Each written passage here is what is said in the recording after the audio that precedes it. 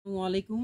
আজকে আমি বর্ষাকালীন সময়ে কলা চাষের যে গুরুত্বপূর্ণ তথ্য নিয়ে আপনাদের মাঝে আমি মেহেদী ফারদিন হাজির হয়েছি। আজকের বিষয়ে থাকছে যে বর্ষাকালীন সময়ে কলা গাছের কোন রোগটা বেশি হয়। তো দর্শক, ভিডিওটি খুব গুরুত্বপূর্ণ সহকারে আপনারা দেখবেন। যারা কলা চাষ করতেছেন বা ভবিষ্যতে করবেন, এই ভিডিওটি শুধুমাত্র তাদের জন্যই। তো দর্শক, বর্ষাকালে স্যাঁতসেঁতে এবং ছত্রাকজনিত কারণে সবচেয়ে বেশি যে রোগটি হয় সেই রোগটির নাম হচ্ছে পানামা রোগ। আর পানামা রোগ চিনার কিছু উপায় আছে। আমি যদিও এত কিছু জানি না, তবে 10 বছর যাবৎ আমি এই চাষাবাদের সাথে সম্পৃক্ত আছি। যতটুকু লক্ষণ আমি চিনতেছি ঠিক ততটুকুই আপনাদের মাঝে শেয়ার করতেছি। সর্বপ্রথম বিষয় হচ্ছে আপনারা গাছের মাথার দিকে তাকাবেন। দর্শক, তাকালে দেখবেন এখানে যে কাইস্থুরটা আছে, এই কাইস্থুরটা এইভাবে ভেঙে যাবে এবং এই যে দেখেন আজকের এই মরা পাতার মতো হয়ে যাবে। এটা একটা লক্ষণ। সর্বপ্রথম দেখবেন কাইস্থুর মানে ওই যে তরবারির মতো, এটা হলুদ হয়ে শুকিয়ে যাবে, নাম্বার 1। নাম্বার 2 হচ্ছে আপনার এখান থেকে পুরা বডি শুকিয়ে যাবে। নাম্বার 3, অনেক গাছে এই পানামা রোগ হইলে মাঝখান দিয়ে ফেটে যায়। যদিও আমাদের এই গাছটা ফাটে নাই, তবে আপনি 100% শিওর কিনা যে আসলে এটা পানামা রোগ হয়েছে কিনা ভাই। অনেকে বলে আবার ঠাটা পইরা মরছে, এটা ভুল কথা।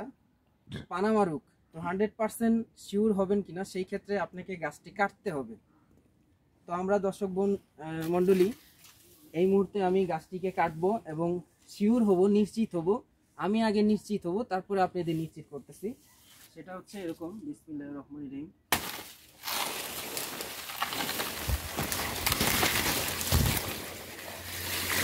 হ্যাঁ, আমি যে ধারণাটা করছি দেখেন,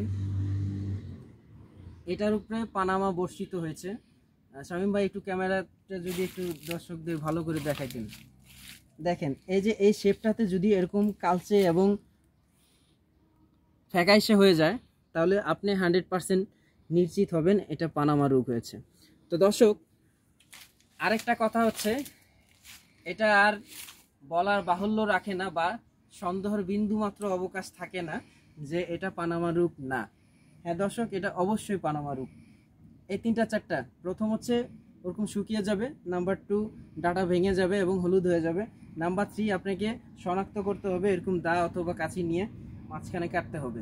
তো অনেকের ভিডিওতে আপনারা দেখায় যে এরকম যে ভাই পুরা বডি উঠিয়ে ফেলে দিলেই এবং পরবর্তী যে গাছটা থাকবে সেটাতে পানামা হয় না। আমার এই 12 বছর অভিজ্ঞতায় আমি আপনাদেরকে যে বিষয়টা সাজেস্ট করব, পাশের যে গাছটা থাকবে এটাকেও কেটে ফেলতে হবে। অনেকের ধারণা ভাই এটার ভিতরে তো কোনো রোগ নাই। তো দর্শক, আপনাদের উদ্দেশ্যে যেটা আমি বলতেছি, এখানে ঠিক রোগ নাই, কিন্তু এই রোগটা পূর্ণাঙ্গ একটা বয়সে তাকেও ধরবে। তো এটা আমার এই 12 বছরের অভিজ্ঞতায় আমি আপনাদেরকে যে বিষয়টা সাজেস্ট করব, ছোটোখাটো মানুষ ভাই, সম্পূর্ণ চেসিস উঠিয়ে আপনি বাড়িতে যে ছাই আছে অথবা অটো রাইস মিলের এই ছাইটা দিয়ে দিবেন।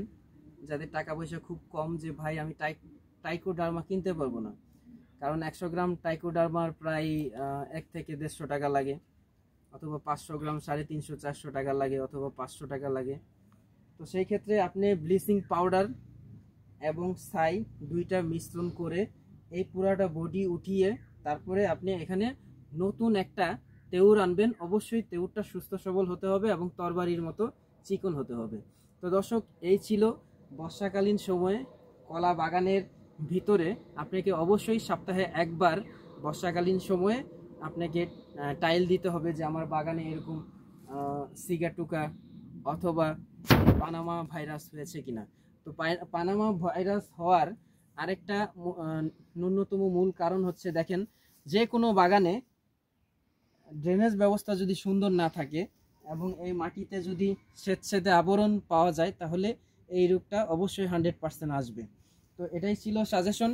আর ড্রেন ব্যবস্থা, অবশ্যই আপনাকে ড্রেনেজ ব্যবস্থা ভালো রাখতে হবে এবং আপনাকে নিজেকেও ভালো থাকতে হবে, কারণ কলা চাষ করতে গিয়ে এই রোগটা যাদের হয়েছে তাদের মাথায় হাত না দিয়ে আল্লাহর কাছে ফরিয়াদ জানিয়ে এবং আপনাকে সবসময় সুস্থ সবলভাবে বাগানের পরিচর্যা নিয়ে নিমগ্ন থাকতে হবে।